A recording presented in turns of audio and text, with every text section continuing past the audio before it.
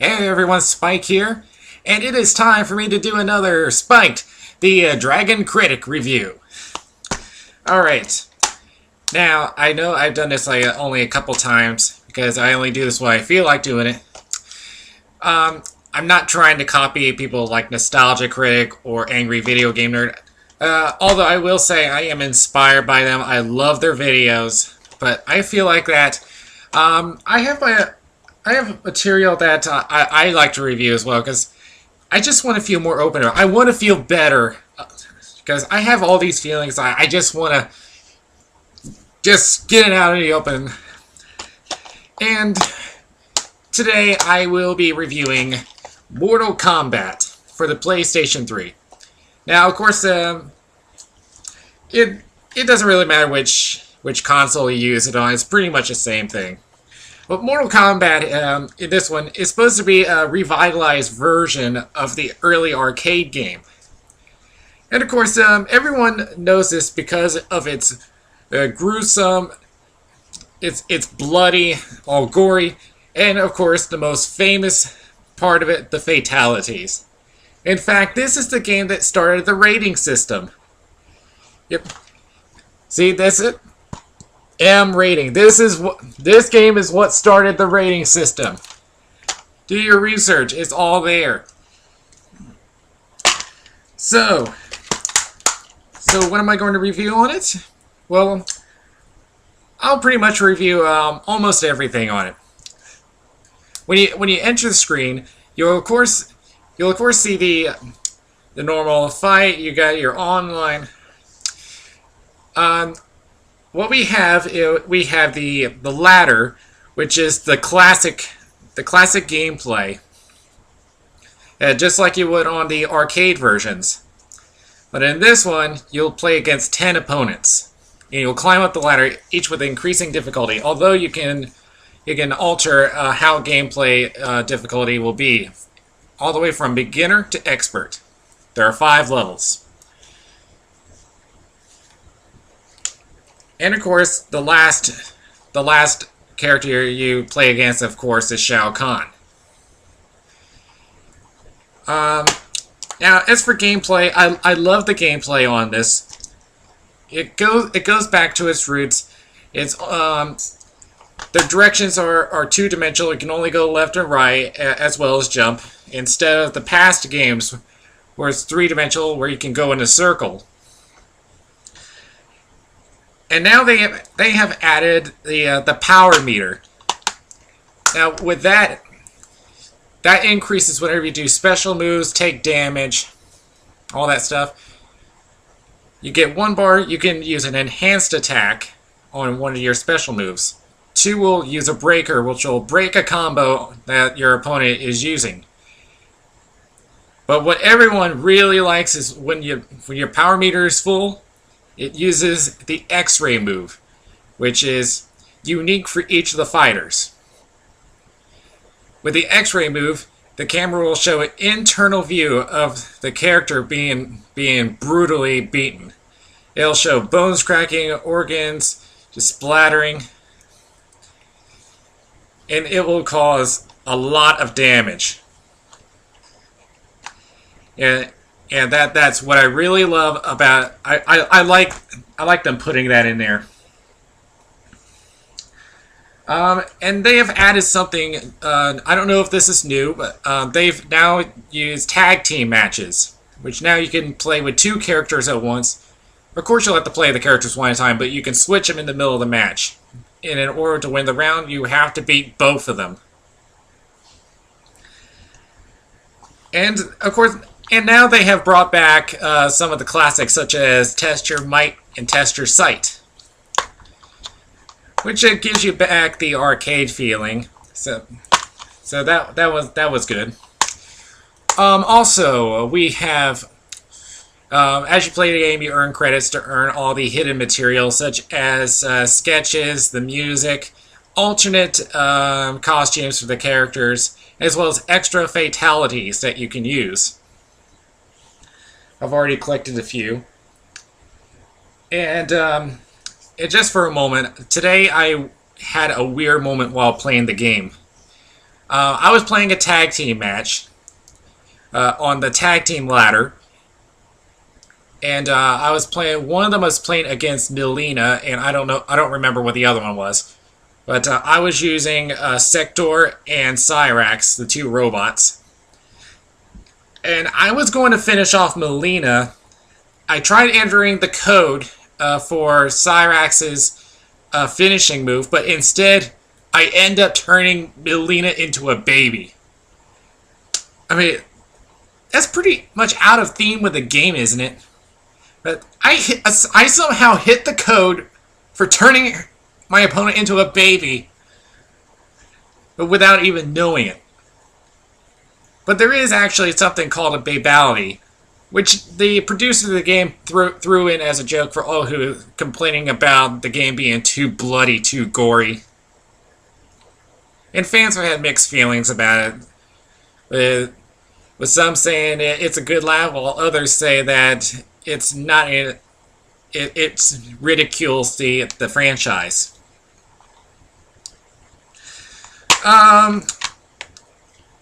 And now I want to get to what I really want to talk about, because I cannot stand this. It's the storyline. There is a story mode in the game which you can play. Now, if the movies were not enough, you got to see the horrendous mess that they put together for the storyline. Now, I would put all the clips in here, except that I'm just a lazy bastard. So, let me start from the beginning. There are 16 chapters in the game. You do not get your choice of character. You have to play what the game gives you. So the game starts off in what looks like the desert, and we see a lot of our favorite Mortal Kombat characters murdered. Though we see Raiden being beaten up by Shao Kahn. And then Raiden holds up some amulet that has just been broken down. He chants a spell, and ending with, "He must win." Then we have a flashback, which I presume is a flashback, as we go into the tournament that we all know and love, Mortal Kombat. And we start off with playing as Johnny Cage. And of course, we can't forget those Johnny Cage jokes. I really wish I could play the wah-wah sound from Nostalgia Critic, but... So Johnny Cage starts off the tournament. He's hitting on Sonya Blade. But then Sonya's nemesis Kano starts messing with her, and Johnny Cage just beats up Kano. So what was the point of the sequence? Nothing much, really. And then we get to play as Sonya, who is rescuing Jax, who for some reason is placed in a dungeon. Shang Tsung finds out about this and sends some attackers in. But in the end, Sonya ends up rescuing Jax, but then you have to play a handicap match between Katana and Jade, who seems to be the daughters of Shao Kahn. And the reason for this? Sonya is trying to escape the island along with Jax. Now, they do get the helicopter in, but it ends up getting shot down by a fireball. And then Sonya gets her match with Kano. So after you end up being her, you then get to play as one of the most recognizable ninjas in the game, Scorpion. He's basically in the tournament just to get revenge on Sub-Zero, who had his clan raid his land and killed off his family. However, Raiden pleads with him not to kill Sub-Zero. And then once he gets his match with Sub-Zero, at first he does not want to kill Sub-Zero, but then Quan Chi reminds him with some flashbacks, and then Scorpion ends up killing Sub-Zero. But we don't get to see it. And then we move to Cyrax in his human form. Yeah, I know, everyone wants to see him in his robot form, but unfortunately we have the storyline to deal with. It seems that he and Sector made a deal with Shang Tsung in the tournament to eliminate all the Earth Realm competitors. but he gets the news from Shiva that the deal has been terminated and now he is supposed to be killed. He tries to talk to Sector about this, but he does not comply. What's the point of this? Nothing. It was a completely pointless scene. So then we play as Liu Kang, one of the most recognizable fighters and probably the most famous of them. And they say that Liu Kang is the only Earthrealm competitor in the tournament. Now, I have a problem with that. Because when we played as Scorpion, we played against Johnny Cage, and he was eliminated from the tournament. So I presume that if someone loses a match in the tournament, they are out. Now, we played as Sonya, and we would win all her matches. So unless something happened in between that time and when we play as Liu Kang, I would assume that she would still be in the tournament. This was never explained. So Liu Kang ends up fighting in a handicap match. And I swear to God, those handicap matches are so annoying, but I'll get to that a little bit later. So then he gets to play against Goro, which is the four-armed freak of nature. And my God, was he so hard to beat. Even your X-ray attack is hardly any effect on him. You basically just have to keep your distance, otherwise he'll just grab and stomp on you all day. But once you defeat him, you get to play against Shang Tsung. Now, I would say that Shang Tsung is actually easier to beat than Goro, because unlike Goro, your attacks actually have normal effect. Pretty much the only thing you have to worry about is him changing form, and then have to deal with him copying other attacks. So after Shang Tsung is defeated, our storyline would end, except that Shang Tsung had to open his mouth to Shao Kahn. Shao Kahn is furious that he had lost a tournament, but just before he's about to kill off Shang Tsung, he makes a suggestion to change the rules. So he offers a match. So he offers to make another tournament. Unlike the 10 tournament rule, where that if a realm lost 10 consecutive tournaments, they would be going into Armageddon. But in this case, if they had lost this tournament, then it would be an automatic wipeout of the whole world. Now, this is where I have another problem. See, I have watched both movies of Mortal Kombat. Both of them. Now, I know they're bad, but this is where I have a problem. In Mortal Kombat Armageddon, the second movie, Shao Kahn had raided the Earth, even though Earthrealm had won, and Raiden had no idea what was going on. But in this case, he had made the offer to Raiden to start another tournament, and he ends up letting that happen. Can't he just at least stand up to them?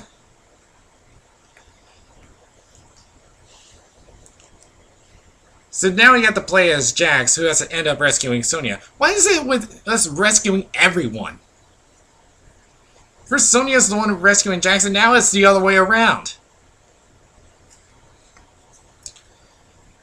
So after you rescue Sonya, you play as the ninja Smoke. Not nearly as well known as Scorpion's Sub-Zero, but we find out as you play with Smoke that Kano has made a deal with Shang Tsung to give his army weapons from Earth. Why? Why does Outworld need Earth weapons? Why do they need guns? Why do they need RPGs? Don't they have magic? I really don't see what use they would have out of them. So after you fight with Smoke, Smoke was supposed to be turned into a cyborg as he was ambushed But Raiden somehow stops this. So then we get to play as Sub-Zero, who is looking for revenge against Scorpion. But we had saw earlier that Sub-Zero was killed by Scorpion. But it turns out it was actually his brother. Unlike that, we have seen that in Mortal Kombat Annihilation. And yes, let me correct myself earlier. It's called Mortal Kombat Annihilation, not Armageddon. So I want to correct myself on that. So we fight a Sub-Zero, and he gets his match with Scorpion. We beat him, and he ends up being taken away to be turned into a cyborg. We then get to play as Kitana, which we know as one of the daughters of Shao Kahn. Now, there's something else I want to point out to this. Now, with Kitana, she has some questions about her past. So Raiden comes up to her and tells her to go to the flesh pits, which she was forbidden to go to. And there she finds a freak nature called Mileena, which is supposed to be a clone of Kitana, though mixed with blood of those of the Outworld. But it turns out Shao Kahn knew about this and has Kitana set to be executed. Now, this one I have a problem with. There is a web series called Mortal Kombat Legacy. Now, you can look this up on YouTube. It's out there. Now, according to the game, it said that Kitana was sisters with Jade, and she finds out about Mileena and all the clones when Raiden tells her to. But in Mortal Kombat Legacy, it turns out that Kitana was sisters with Mileena and growing up with her. Jade was never even mentioned. So which story am I supposed to go with here? The producers are mixing up their stories. They're giving me two different ones to go. I don't know which one is the true story.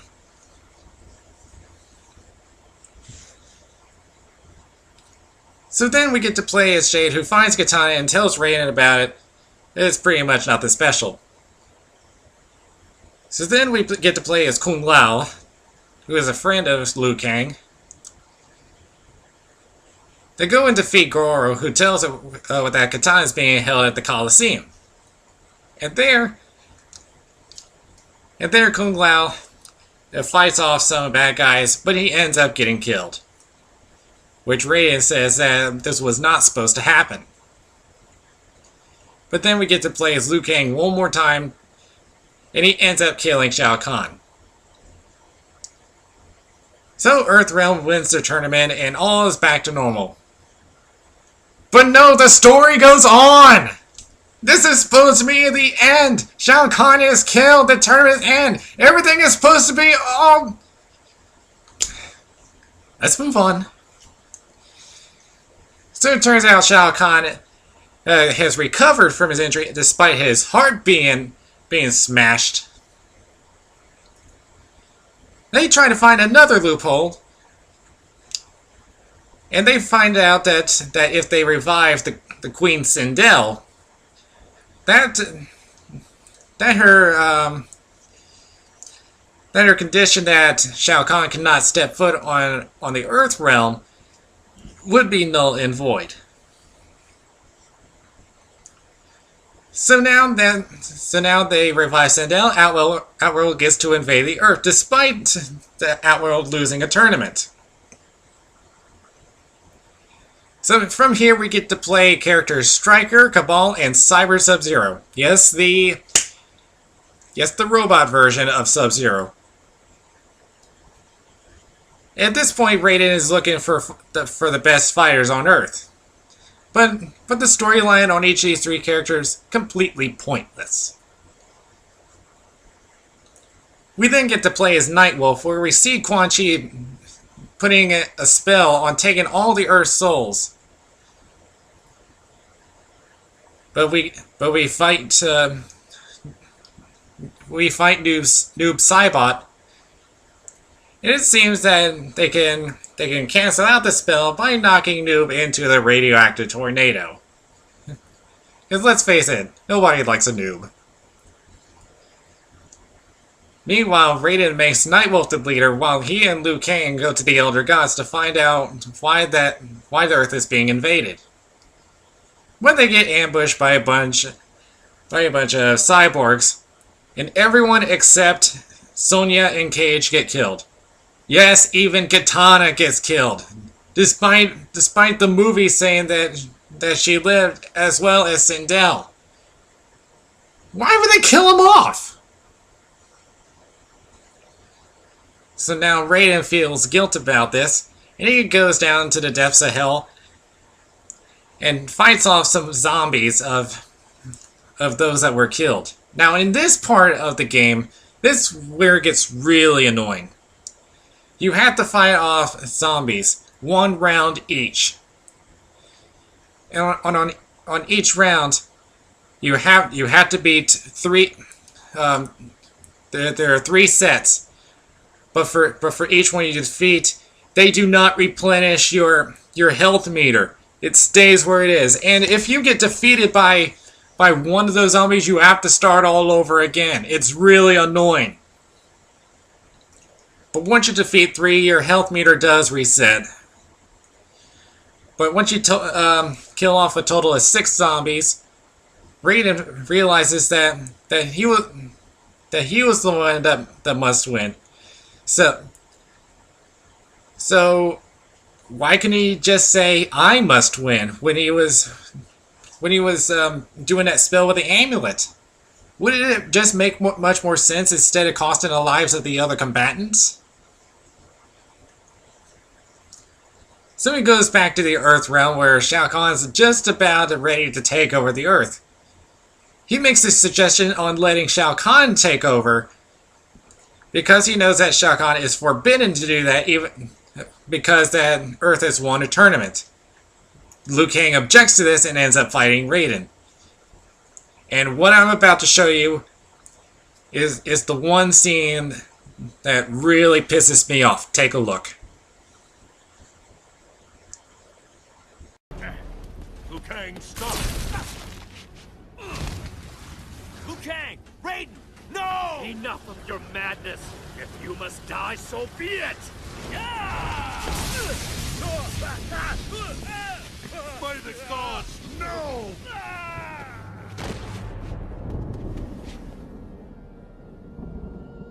No. This was not meant to happen. What did you do? Liu Kang, forgive me. You have killed us all.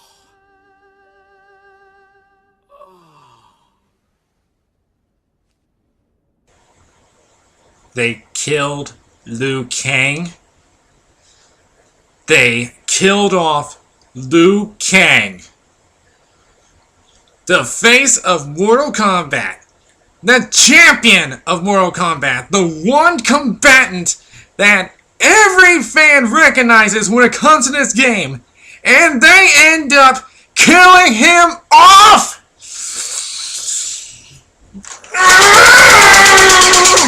Why? The producers of this game are so stupid for doing such a thing! It makes no sense! Why would you kill off the hero of the game?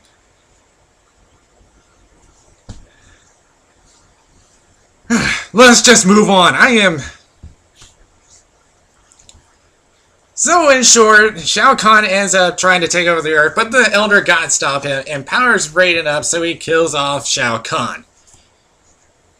Sonya and Cage walks up to him, saying he had to do what he had to do. He had the cost of millions of lives and a lot of Mortal Kombat characters. And the game ends off with a cliffhanger with Quan Chi and some guy, I don't know who he is, saying that this is all played out just as they wanted to. So it leaves a cliffhanger, and that's how the storyline ends. But how can you have a cliffhanger when you killed off 90% of the characters? It's just not going to work. Heck, you killed the face of Mortal Kombat just a few minutes ago. Why do you want to leave a cliffhanger going?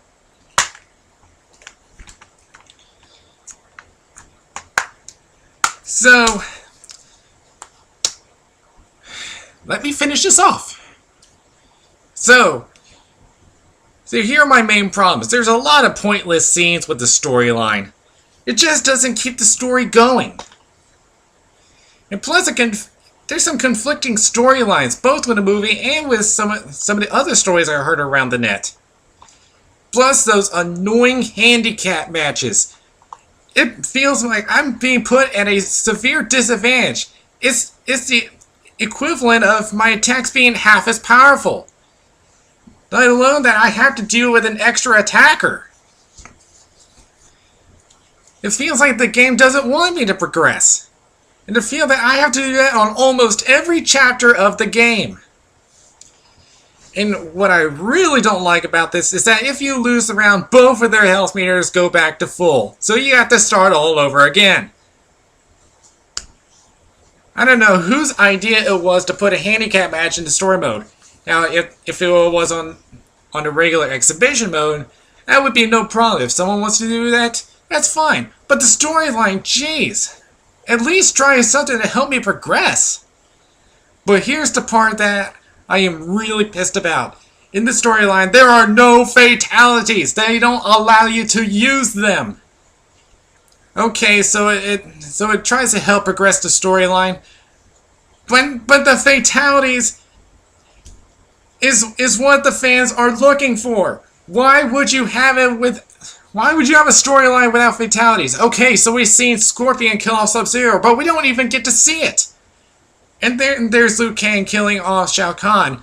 But that's technically not a fatality since Shao Kahn didn't die. So, in short, the storyline sucked. I might even go as far as even worse than the movies. So, what do I see in this game? I have mixed feelings about this. Now, I'm not saying that this is a bad game. I mean, the gameplay is cool and everything. I mean, they even added a few features that I liked, especially the X-ray moves. But the storyline is just so weak. It's so messed up. It was some annoying matches that they placed in the game. It just makes me want to play this even less. However, I would still recommend this if you want to play this against other people. But don't be too thrilled if you're going to play the storyline. So, I'll give this one a 6.5 out of 10. Like I said, I have mixed feelings about this. I mean, it's a good game. However, the storyline is just weak. So that's it for Spike the Dragon Critic. I'm out.